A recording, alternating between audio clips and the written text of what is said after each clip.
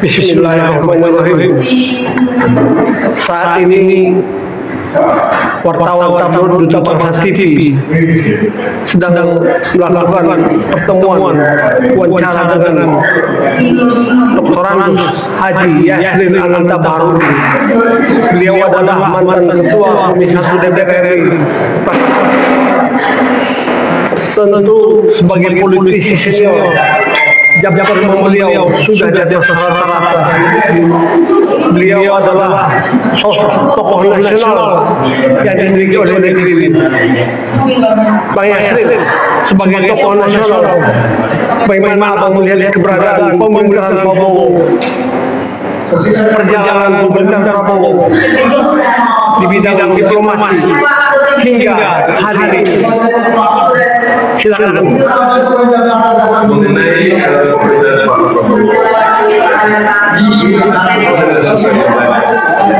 Prabowo, kita dalam sebagai sesuatu paling tidak dan sebagai sesuatu yang datang beberapa waktu sejak itu tadi Pak Prabowo mensisakan untuk menilai dari para pembantunya, anggota kabinet, dan semua itu ditutup oleh beliau hak prerogatif ini. Saya sebenarnya mengharapkan dari awal anggota kabinet yang yang banyak sekali, semuanya harus sesuai dengan profesionalitas yang dipunyainya, kuat substansinya, kuat karakter kepemimpinan.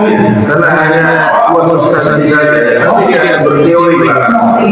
Sementara kalau hanya kuat karakternya, ya bagi dia tanpa substansi baik, dia juga akan seperti kosong begitu dalam berbuat sesuatu.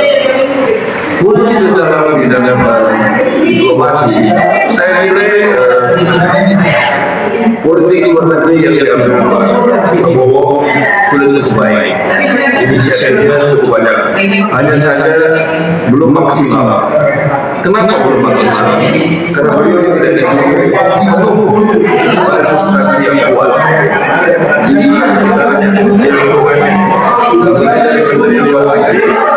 Sampai ke para pembantu dari luar negeri.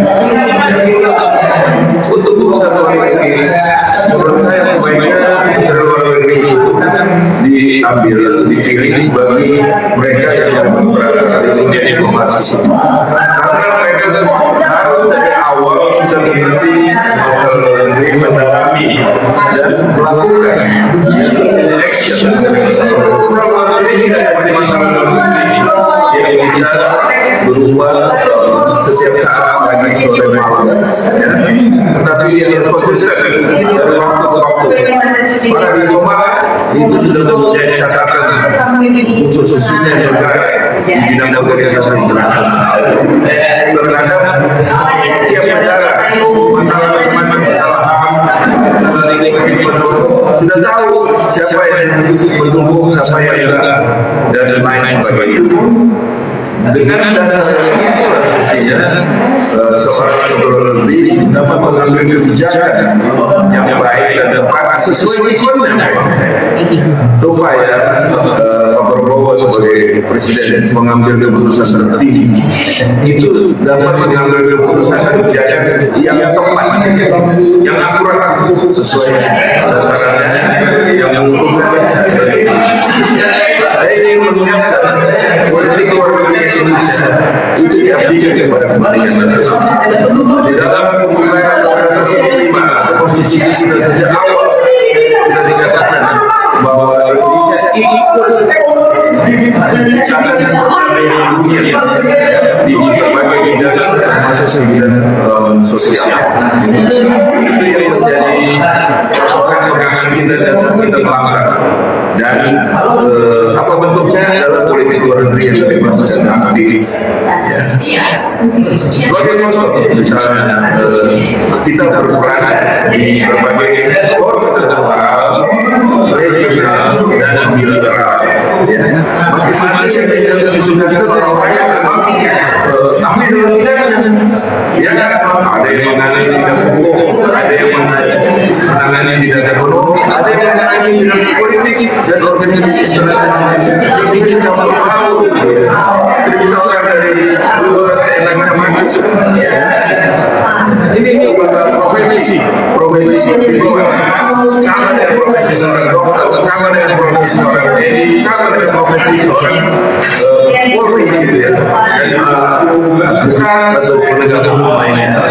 Tidak bisa main-main sisi orang kayak gitu sebagai apalagi sebagai menteri luar negeri.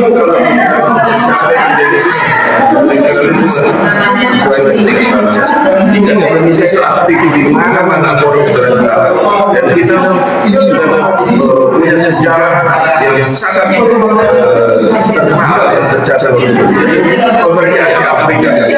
Dalam segala semangat kepada seluruh bangsa Indonesia ini, khususnya sebagai bangsa-bangsa yang terjadi untuk merdeka, untuk mencapai hak hidup dari manusia yang paling tinggi Afrika ini. Dan itulah dituangkan di dalam pembukaan Undang-Undang Dasar 45 alinia yang pertama.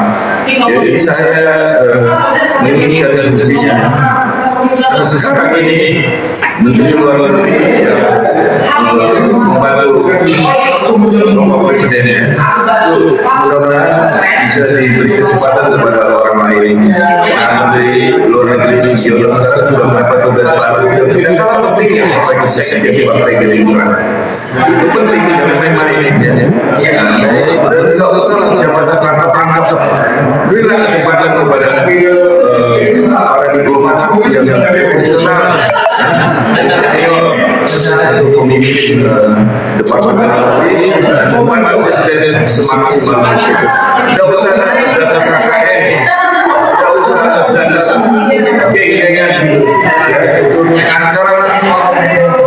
the right position.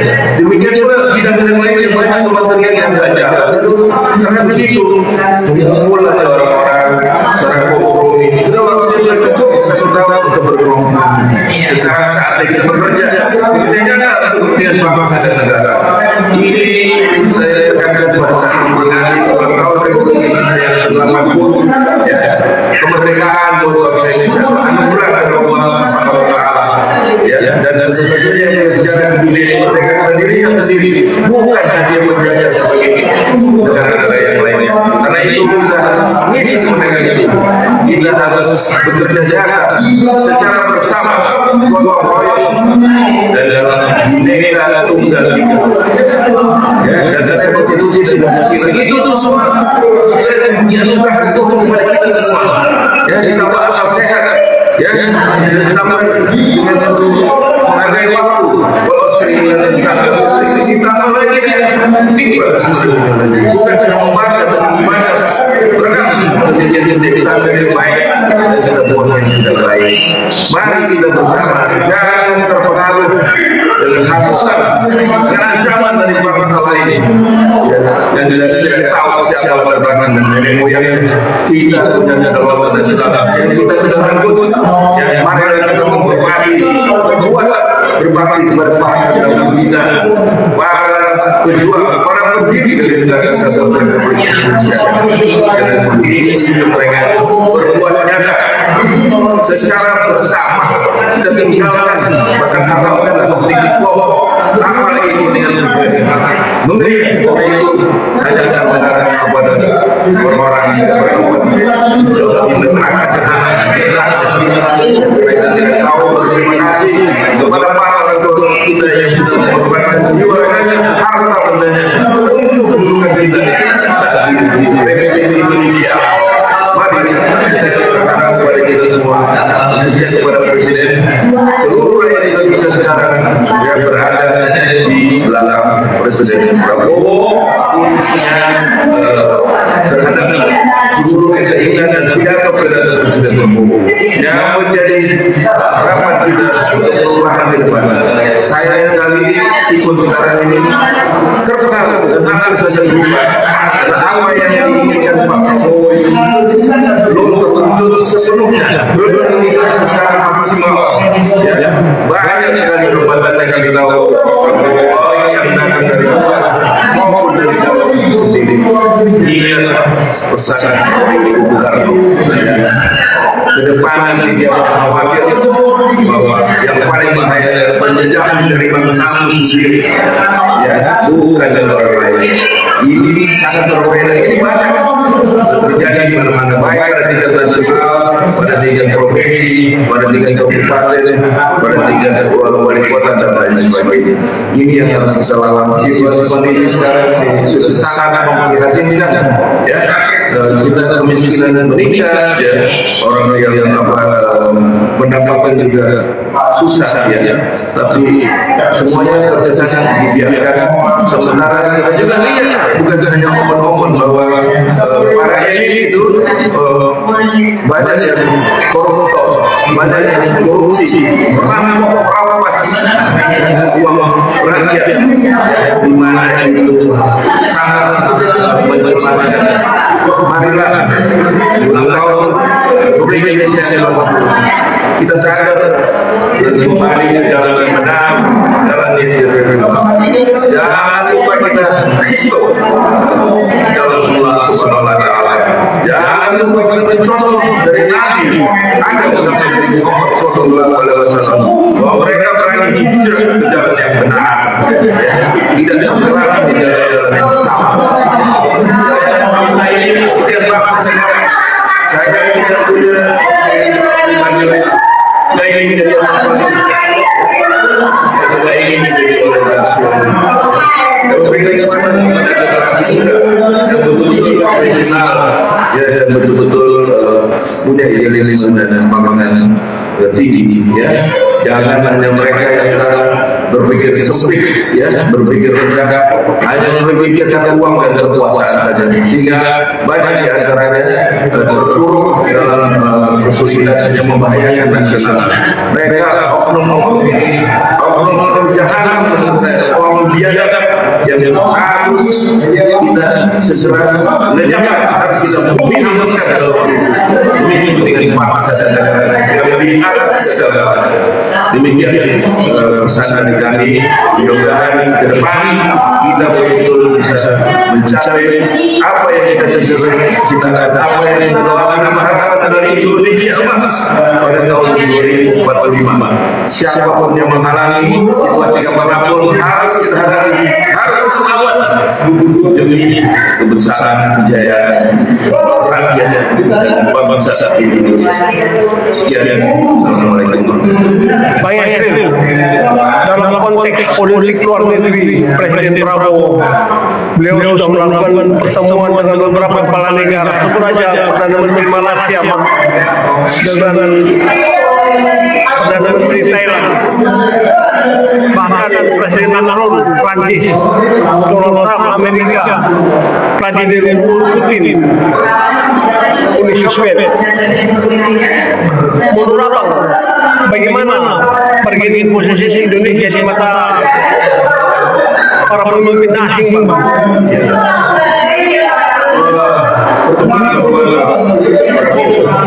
Kunjungan dari luar negeri itu hal yang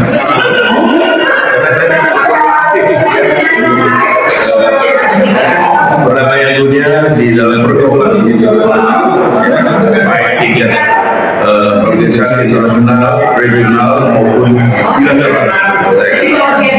Maka itu harus dimaksimalkan, harus ditindaklanjuti. Dalam rangka perundingan apapun, di bidang apapun, kita harus kesetaraan, punya kesadaran, bukan dari apapun yang di dalam kita.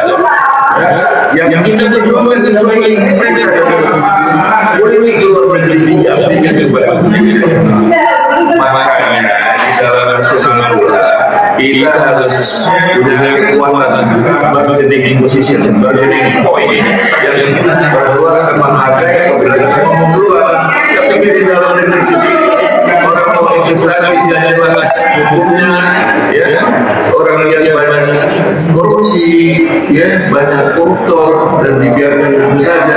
Banyak orang buruh di sini yang menjalankan pekerjaan dan lain-lain. Jadi siapa yang mau investasi, siapa yang berani salah mereka oleh kita sendiri.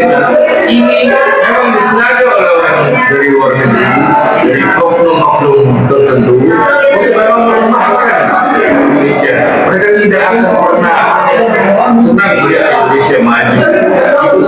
dunia, ya. Jadi kita harus berdikari, selama dulu siapa yang memberi kita kemerdekaan secara gratis kalau kita tak berjuang, ya. Berjuangnya dulu lebih sederhana dari sekarang. Jiwa raga, harta benda, mereka tidak peduli.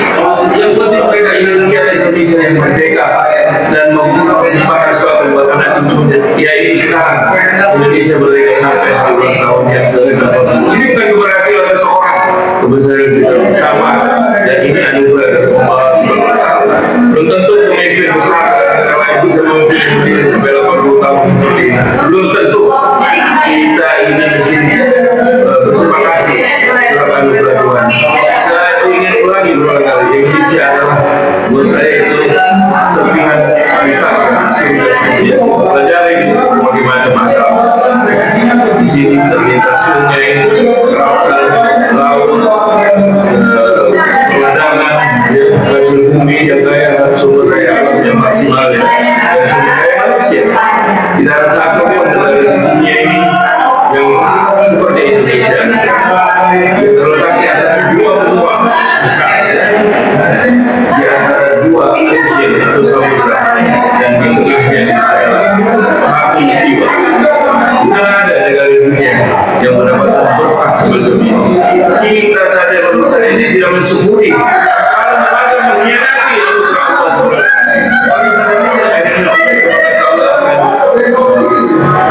Marah dan murka. Marilah sekali ini mari dalam sadar hidup kita semuanya korupsi.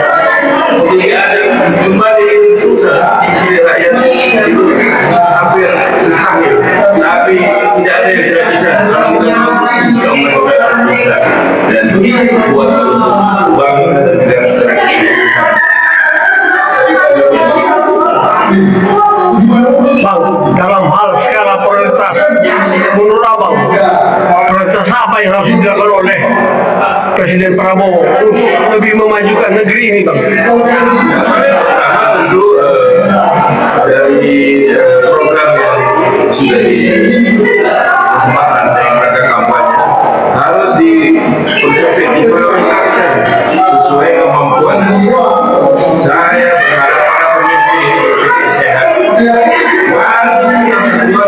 sesuai kemampuan, bukan sesuai kemauan. Itu yang penting. Kita mencari kemauan kita.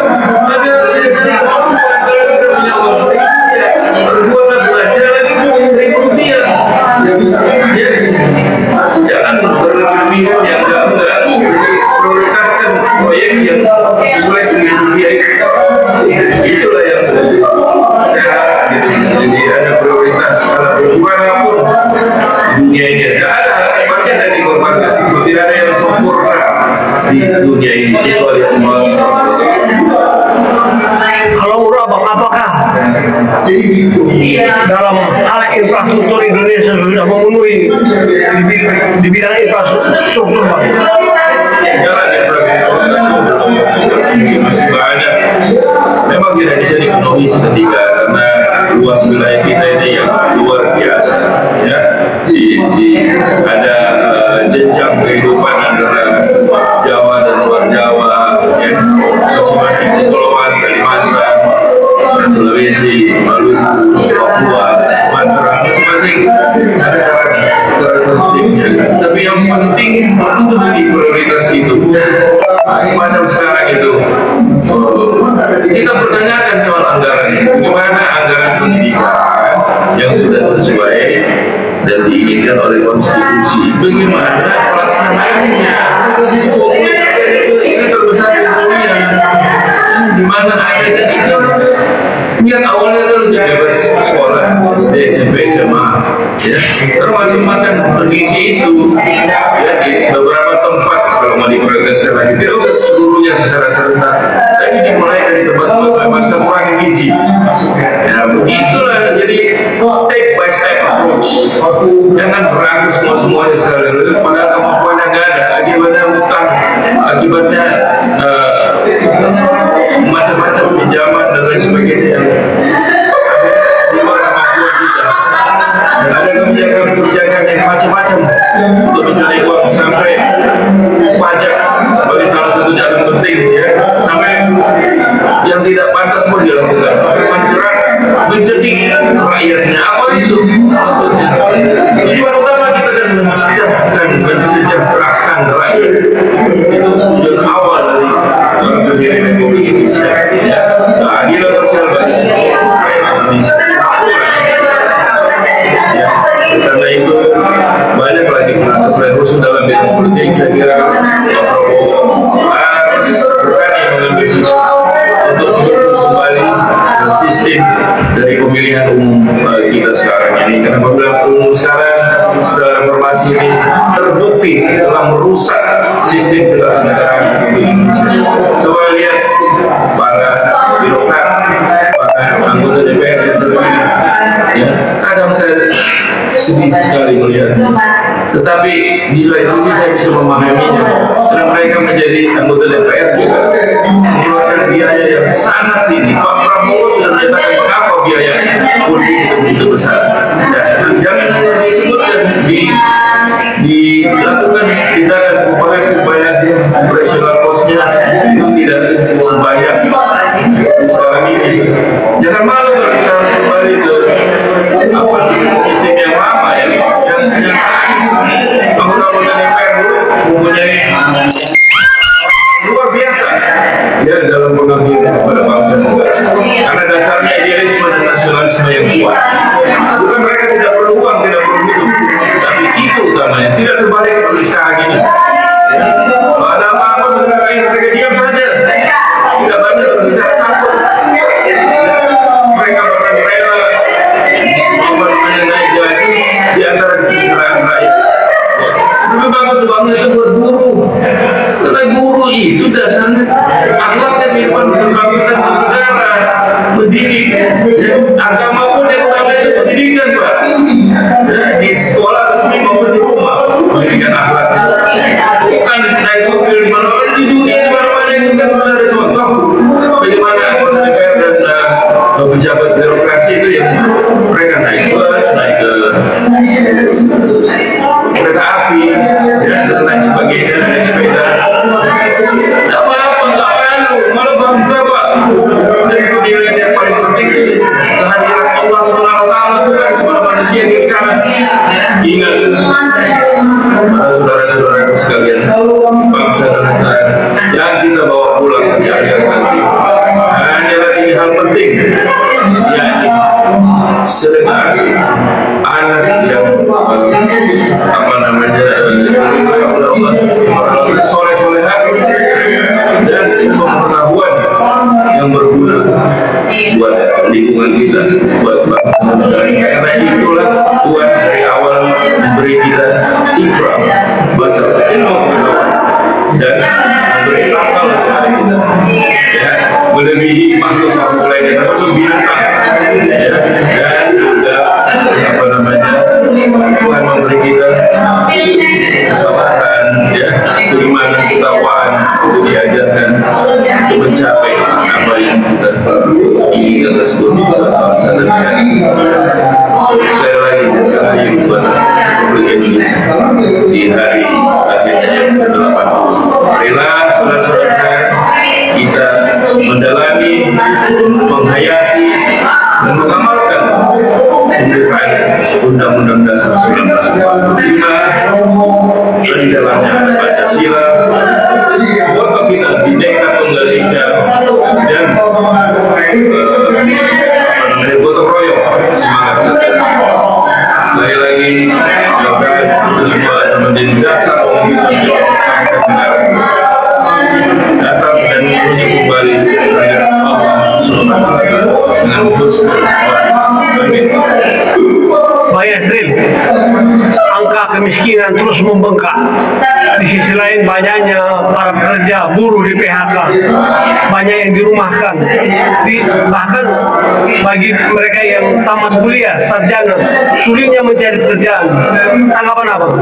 Tanggapan saya, sekali lagi mari kita kembalikan berbenah pada sistem ketatanegaraan kita, baik politik, baik ekonomi, sosial, budaya, termasuk agama. itu yang menyeluruh dan terpadu. Tinggal kita memprioritaskan yang mana. Dalam hal ini saya memprioritaskan pendidikan. Pendidikan yang baik, mudah-mudahan orang bisa membuat sistem yang baik ya. Di jalan yang benar, dengan demikian itu semua mencari kerjaan, sekolah, semua bisa ada pekerjaannya. Itulah kehidupan yang dicita-citakan oleh para pendahulu pendiri negara Kesatuan Republik Indonesia. Yang pada ini saya akan mengakhiri itu. Mari kita kembali ke Undang-Undang Dasar 1945 dengan hanya satu amandemen sebagaimana yang diinginkan reformasi adalah kita anti KKN dan pembatasan periode presiden dalam 2 periode, dan kita harus terima seluruh pejabat-pejabat negara lainnya maksimal 2 periode. Demikian yang disampaikan. Karena Allah Subhanahu wa Ta'ala memberkati kita semua, menyadarkan kita kembali dari jalan yang benar. Undang-Undang 45 itulah dasar negara kita. Kita berdiri di Indonesia itu dasarnya awal, jangan dirubah-rubah. Kalau mau amandemen boleh, tapi nggak boleh dirubah. Perubahannya itu ada 73 pasal lebih, 70 pasal lebih itu semuanya menghancurkan kita dalam, menghancurkan pasal ekonomi, menghancurkan sistem politik. Kita ingin negara Kesatuan Republik Indonesia, bukan negara federal, bukan negara serikat. Bersama-sama dengan Barat. Pertanyakan kembali apa yang baru mengenai demokrasi, HAM dan lingkungan hidup. Mereka adalah pengkhianat utama dari itu semua. Mereka hanya melakukan itu buat kita, bangsa yang mereka jajah. Mereka kaya-raya berhasil menjadi kapitalis dari mana selain merampok, ya, menghabisi semua harta benda kita, sumber daya alam kita sampai detik ini. Sumber daya manusia kita dibodohi semua. Pendidikan dibiarkan, agama di luar pikir. Itulah urusan sekali mana yang kembali ke bersama ini. Allah Subhanahu wa Ta'ala senantiasa hanya atas taufik rahmat dan hidayahnya bersatu seperti sekarang. Tidak satu pun orang hebat di dunia, atau presiden di dunia yang bisa memimpin Indonesia kalau tidak atas anugerah Allah Subhanahu wa Ta'ala. Kita ini terdiri dari berbagai pulau, berbagai syarat, suku, ras dan agama, dan berbagai etnis, berbagai kepentingan. Tapi Allah Subhanahu wa Ta'ala dan bersyukur sampai hari ini masih bisa mempersatukan kita di antara banyak yang berjalan.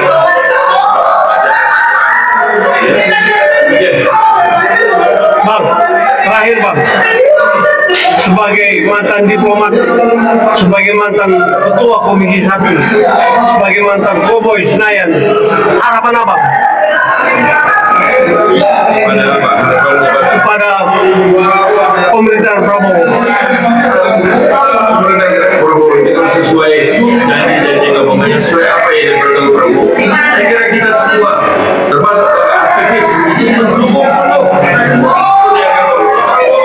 kita takut kami semua berada di belakangnya.